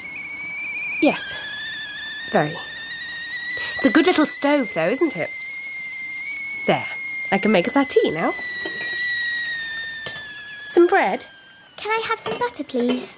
Oh, butter. I think I might have some margarine somewhere. It doesn't matter, Miss Honey. I'm afraid I don't have any sugar either. I never use it. That's all right. Oh, it breaks your heart, doesn't it? Miss Honey really does need to get a life. Let's have it in the sitting room. What's that going to be like? It's as small and square and bare as a prison cell. There are no curtains, no furniture except for 2 upturned boxes. That bad, huh? Poor Miss Honey. But why? She gets paid. I don't understand it. It's a mystery. We need to get to the bottom of Miss Honey, so to speak. I'm going to. Sit down, my dear. Help yourself to bread. Oh, both slices are for you. I never eat anything when I get home. I have a good old tuck-in at the school lunch, and that keeps me going till the next morning. No wonder she's so thin. Oh, you know, Matilda, I've been thinking about this great power you've been given. So far as I know, nobody else in the history of the world has been able to compel an object to move without touching it. The fascinating thing would be to find out the real limit of this power of yours. I'd like to try something really huge. What about distance? Would you always have to be close to the thing you were pushing? I simply don't know, but I think we should try. Finish your bread first. Miss Honey, do they pay you very badly at school? No. I get the same as everyone else. Do all the teachers live like this then, with no furniture and no bathroom? No, they don't. I expect you just happen to like living in a very simple way. It must make house cleaning an awful lot easier, and you don't have furniture to polish or any of those silly little ornaments lying around that need to be dusted. I think you've upset her, Matilda. Look at her face. Oh, Miss Honey, I'm very sorry I asked you those questions. It isn't any of my business. No, why shouldn't you ask? You were bound to ask in the end. Perhaps I even wanted you to ask. You are so much wiser than your years, Matilda. It's amazing. Although you look like a child, you are not really a child at all, because your mind and your powers of reasoning seem to be fully grown up. So I suppose we might call you a grown-up child, if you see what I mean. She's changing the subject. She's stalling. Don't say anything, Matilda. Up to now, I found it impossible to talk to anyone about my problems. I lacked the courage. Any courage I had was knocked out of me when I was young. But now, all of a sudden, I have a sort of desperate wish to tell everything to somebody. I know you are only a tiny little girl, but there is some kind of magic in you somewhere. I've seen it with my own eyes. Thank you. Have some more tea. Tell me your story, Miss Honey. I should so like to hear it. Me too. I'm 23 years old. My father was a doctor in this village. We had a nice old house, quite large, red brick. I was born there. And then came the first tragedy. My mother died when I was 2. Oh, it's going to be sad. My father was a busy doctor, so he had to have someone to run the house and look after me. So he invited my mother's unmarried sister, my aunt, to come and live with us. I'm not boring you, am I, Matilda? No, not in the least. I hated my aunt right from the start. Of course, I missed my mother terribly. And this aunt was not a kind person. Why didn't your father realise? He was hardly ever around, and when he was, my aunt behaved quite differently. I can't think why I'm telling you all this. Go on, please. Well, then came the second tragedy. Oh, heavens! I've only just got over the last. When I was 5, my father died very suddenly. One day he was there, and the next day he was gone. And so I was left alone with my aunt. She became my legal guardian. She had all the powers of a parent over me, and in some way or another she became the actual owner of the house. How did your father die? It is interesting that you ask this. I was much too young to question it at the time, but I found out later that there was a good deal of mystery surrounding his death. Did they know how he died? Well, not exactly. You see, no one could believe that he would ever have done it. He was such a very sane and sensible man. Done what? Killed himself. Did I mention that things were going to get dark? At least to all intents and purposes it looked like suicide. But you don't believe he did? Who knows? You're thinking that the aunt killed him and made it look as though he'd done it himself. I'm not thinking anything. I have no proof. And what happened after that? When you were left alone with the aunt, was she nice to you? She was a demon. A holy terror. My life became a nightmare. What did she do to you? I don't want to talk about it. It's too horrible. In the end, I became so frightened of her, I used to start shaking when she came into the room. You must understand, I was never a strong character like you. I was always shy and retiring. Didn't you have any other relations? Any uncles or aunts or grannies who could come and see you? Not that I knew of. They were all either dead or they'd gone to Australia. Isn't that always the way? Families, I don't know.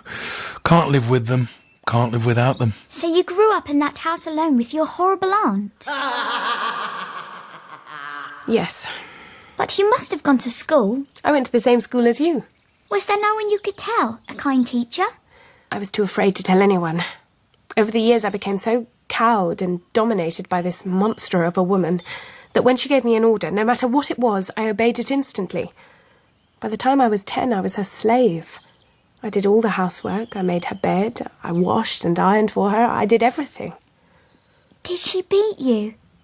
Let's not go into details. How simply awful! Did you cry all the time? Not in front of her. What happened when you left school? I was a bright pupil. I could have got into university, but there was no question of that. She needed me at home. Then how did you become a teacher? There's a teacher's training college 40 minutes bus ride from here. I was allowed to go there on condition I came straight home again every afternoon to do the housework. How old were you then? When I went to college, 18. You could have left home then. I had no money.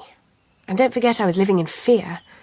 You can't imagine what it's like to be completely controlled like that by another person. It turns you to jelly.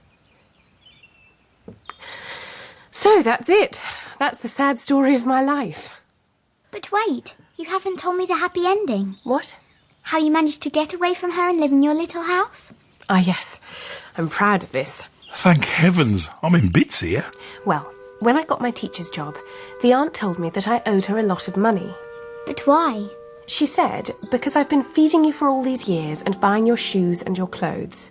She said it added up to thousands and I had to pay her back by giving her my salary for the next 10 years.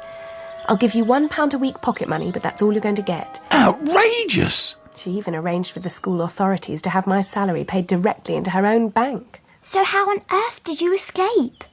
I used to get up very early and go for walks while my aunt was still asleep. And one day I came across this tiny cottage. It was empty, so I found out who owned it. I went to see the farmer and asked him if I could rent his cottage. He laughed at me.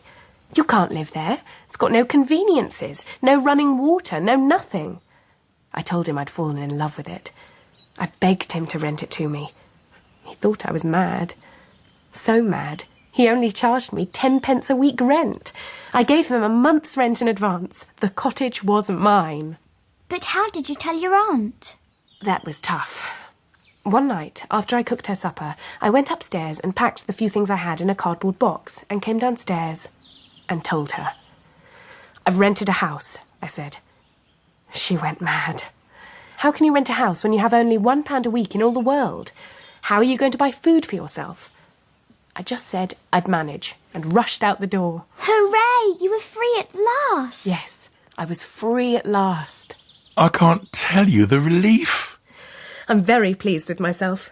I've managed to live here on £1 a week for 2 years. I pay 10 pence rent, and the rest just about buys me paraffin for my stove and for my lamp, and a little milk and tea and bread and margarine. That's all I really need. Isn't it awfully cold in the winter? I've got my stove. You'd be surprised how snug I can make it in here. She's a marvel, isn't she? Do you even have a bed? They say it's very healthy to sleep on a hard surface, you know. A bit of a martyr, though, you have to admit. You would be a lot better off, Miss Honey, if you gave up your job and drew unemployment money. How worldly wise you are, Matilda. I could never do that. I love my teaching. This awful aunt, is she still living in your lovely old house? Yes. She's only 50. She'll be around for a long time yet. And do you think your father really meant her to own the house forever? I'm quite sure he didn't. Parents will often give a guardian the right to occupy the house for a certain length of time, but it is nearly always left in trust for the child. It then becomes the child's property when he or she grows up. The problem is, my father's will was never found. It looks as though someone destroyed it. No prizes for guessing who. But you are still the next of kin. My aunt produced a piece of paper, supposedly written by my father, saying that he leaves the house to her in return for her kindness in looking after me. I am certain it is a forgery, but no one can prove it. You must hire a good lawyer. I don't have the money to do that. Besides, my aunt is a respected member of the community. She has a lot of influence in the community. Who is she? Have you guessed? Surely you've guessed. Miss Trunchbull. Duh, duh, duh. Of course, I'm not surprised. I knew all along.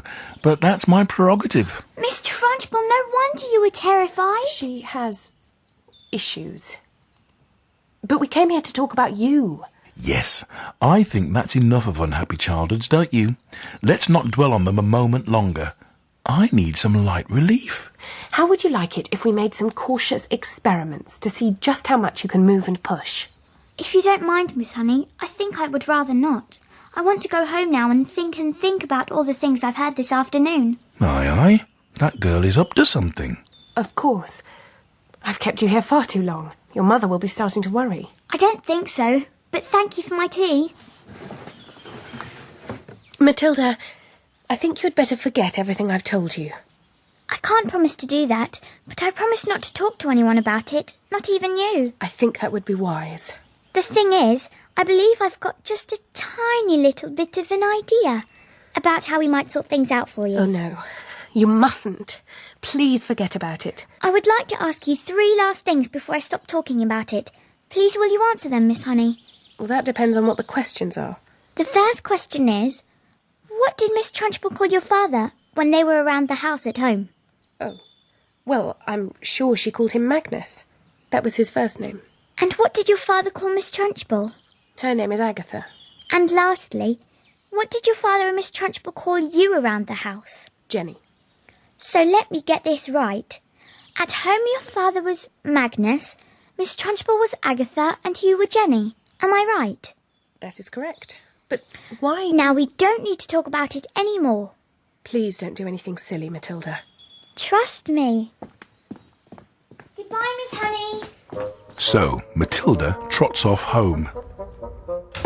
I'm home. No joy? I have work to do. Where are we going? My room. But first... What's that? One of my father's cigars.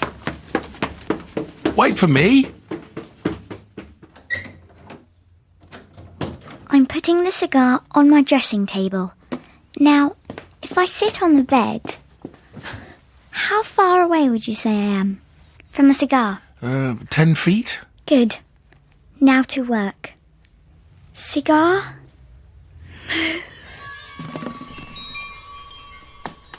Did you see that? It moved straight away. Rolled straight off. Are you feeling okay? Wonderful. Powerful. Ethereal. Blimey. What's next? I know I can push it. Now I want to lift it. Lift it and keep it in the air. Are you sure? It isn't heavy. Lift. Lift. You had it for a minute there, Matilda. Keep at it, girl. Lift.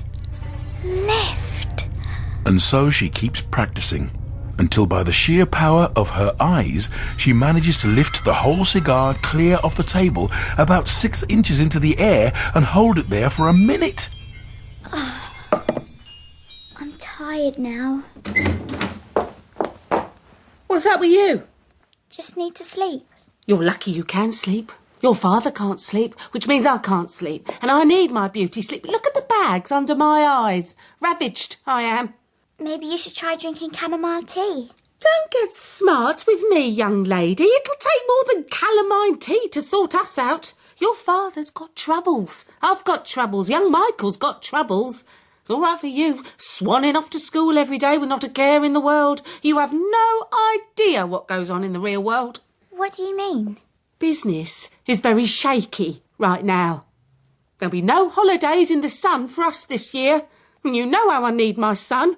I'm stricken with that sad disease I am. I suffer when the clocks go back. No one knows how much. I start to shrivel. I do. Isn't Daddy's business always a little shaky? How dare you? After all your father's done for you, your father has a natural flair for business as well you know, which makes other folks jealous of him. There are dark forces at work, you mark my words. Walls have ears and eyes. But your father will not quit. He is a survivor. He is not the weakest link, you mark my words. Anyway, I thought you were tired. You're right. It's my bedtime. School tomorrow. I don't suppose we'll ever see eye to eye, Matilda. That's my cross to bear. As if I didn't have enough on my plate. Lift. Lift. And let me tell you, because it is my job after all, Matilda keeps practicing every day, and by this time next Wednesday, she will be able not only to lift the cigar into the air, but also move it around exactly as she wishes. But for now, let's let her sleep. She will need all her strength for her great plan. And so it is the day after this time next Wednesday, which being a Thursday, means it is the day for Miss Trunchbull to visit the infants class. Good afternoon, maggots. Good afternoon, Miss Trunchbull. I am glad to see that there are no slimy creatures in my drinking water today. If there had been, then something exceptionally unpleasant would have happened to each and every one of you. And that includes you, Miss Honey. Now, let us see how well you know your 3 times table. You, boy! Wilfred. Recite your 3 times table backwards. I haven't learnt it backwards. Ah, as I guessed. She's taught you nothing. They have all learnt their 3 times table, headmistress. But I see little point in learning it backwards. There is little point in learning anything backwards. The whole point in life is to go forward. Don't be impertinent. Now, boy, I have 7 bananas, 7 oranges and 7 apples. How many pieces of fruit do I have altogether? Come on, hurry up. But that's adding up. That isn't the 3 times table. You blithering idiot. You festering gumboil, you flea-bitten fungus. Of course it's the 3 times table. Come here, you bursting blister, you moth-eaten maggot. She's got him by the foot. Poor Wilfred, he hates heights. We've got to do something about it. 8 coconuts, 8 monkey nuts and 8 nutty little idiots like you. How many nuts? The chalk. The chalk. Look at the chalk. It's moving all on its own. What? It's writing something. The chalk is writing something. Agatha. What the blazes is this? Who's doing this? Who's writing it? Agatha, this is Magnus. No! It can't be. Can't be Magnus. Agatha, give my Jenny back her home.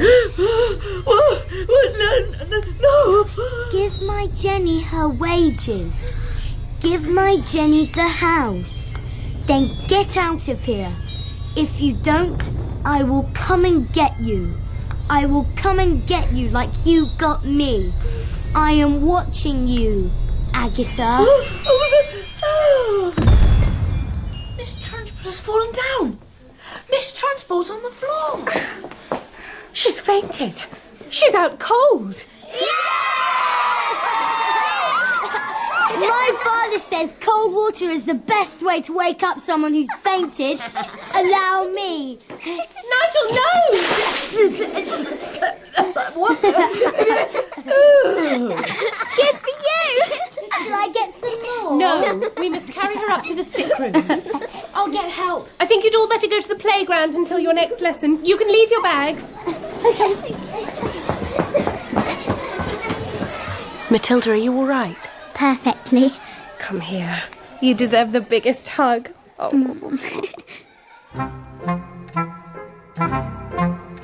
You will be wondering what happens next. In short, Miss Trunchbull vanished. She didn't turn up for school the next day, and when Mr. Trilby, the deputy head, knocked on her door, there was no reply. The school governors were informed, of course, and in due course the excellent Mr. Trilby was appointed headmaster. On the second morning of Miss Trunchbull's disappearance, Miss Honey received by registered post a letter from a firm of local solicitors informing her that the last will and testament of her late father, Dr. Honey, had suddenly and mysteriously turned up. Her father's house and life savings would all be transferred to Miss Honey with immediate effect. So Miss Honey moves back home, and Matilda is moved to the top form at school. But she still comes to tea as often as she can with Miss Honey. The two have a bond that couldn't be denied. Something strange has happened to me. Why does that not surprise me? I can't do it anymore. What? I can't move things with my eyes. I tried this morning, just for fun. But the power is gone. I've been expecting something like this to happen. Oh? Here's what I think. While you were in my class, you had nothing to do. So your brain was going crazy with frustration. There was tremendous energy bottled up in there. And somehow you managed to shoot that energy out of your eyes to make things move. But now you were challenged at school. All that mental energy is being used up in class. Yes, I think you might be right. Are you sad? No, not at all. I wouldn't want to go through life as a miracle worker. No, indeed. You've done enough. I should get home. Yes. I don't want to. I know. I want that vase. It's a mung worth thousands. Run my bottom. I can't fit it in a case. We need to get a move I am on. not leaving without my mung. What on earth's going on? We're off. We're leaving for the airport in half an hour, so you better get packed. Well, come on, get a move on, girl. Off? Where to? Our new home? Spain. I don't want to go to Spain. I love it here. I love my school. Just do as you're told and stop arguing. Look, we've got to be at the airport in 30 minutes. But I have to say goodbye to Miss Honey.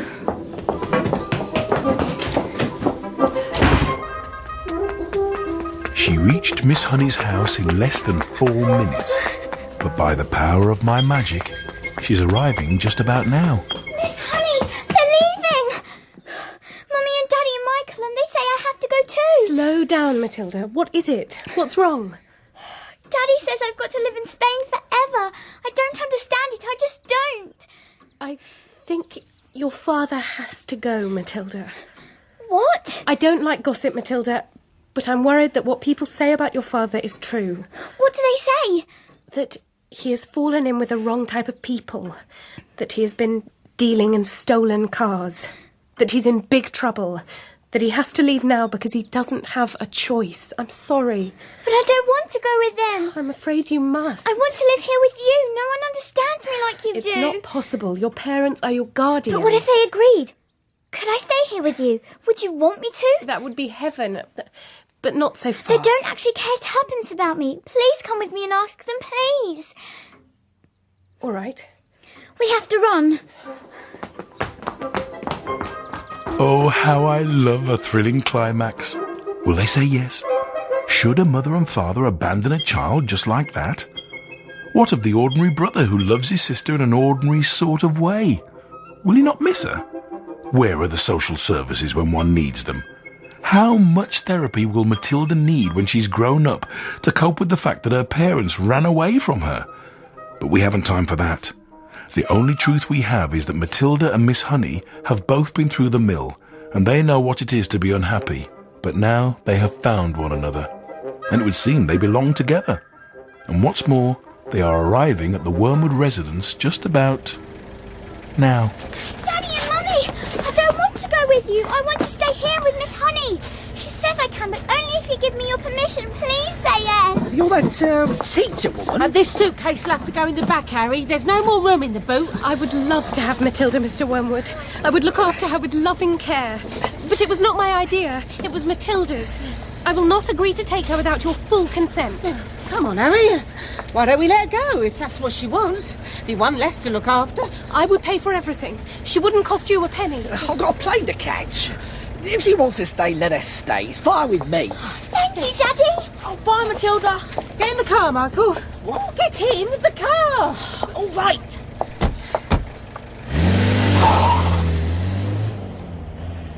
And so there are good parents and there are bad parents.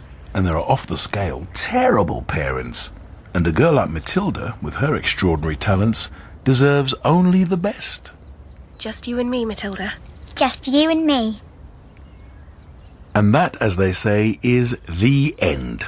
Roll credits. That's it. It's nearly time for the news, isn't it?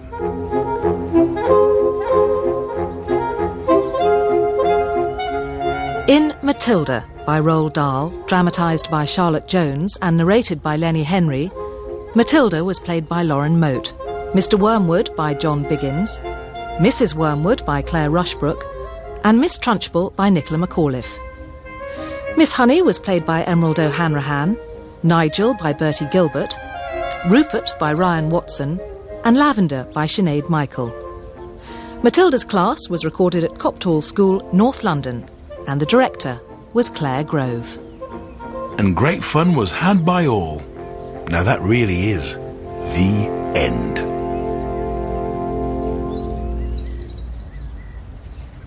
They've gone. They've really gone. Come on, Matilda. Let's go home. Are you tired? I can carry you. I can walk. Will you hold my hand? You will have to decide what room you want. I would like your old room, if that's okay. Of course it's okay. It has a lovely view of the garden. You can sit in the window seat and read. Oh, we'll need to paint it. You'll have to decide what colour you would like it. Yellow. Definitely yellow. Good choice. Can we get a cat? Miss Trunchbull was allergic to cats. I would love a cat. What should we call him? Pip, if it's a boy. And if it's a girl? Pip.